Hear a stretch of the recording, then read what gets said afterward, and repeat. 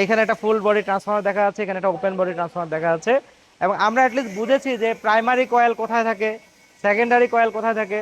এবং আমরা শুধু উপর থেকে আগে দেখতাম এটা ছিল conservator tank, main tank, radiator, কি এগুলা এইচটি বুশিং, এলটি বুশিং, তাই না? কিন্তু তার চেয়েও বড় বিষয় হচ্ছে ভিতরের পার্টগুলো কেমন ছিল, কোন তারটা, প্রাইমারি তারটা কি দিয়ে পেঁচানো হয়, সেকেন্ডারি তার কেমন পেঁচানো হয়, এবং এখানে ট্যাপ চেঞ্জারটা কেমন, ট্যাপ চেঞ্জার কখন প্রয়োজন হয়, এবং ট্রান্সফার তেল কখন চেঞ্জ করা হয়। এবং আমরা এই জিনিসগুলোর পাশাপাশি আমরা কি দেখেছি আজকে বলেন তো, বুকল ছিল দেখেছি, তাই না?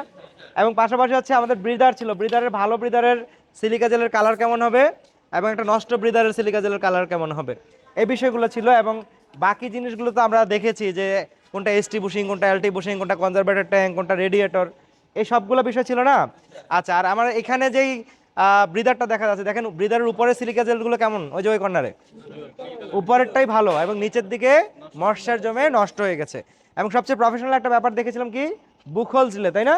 প্রায় 3000 কেভি একটা ট্রান্সফরমারের আমরা বুকহোল ছিলে দেখেছি, একটু দেখাতে চাচ্ছি আপনাদেরকে।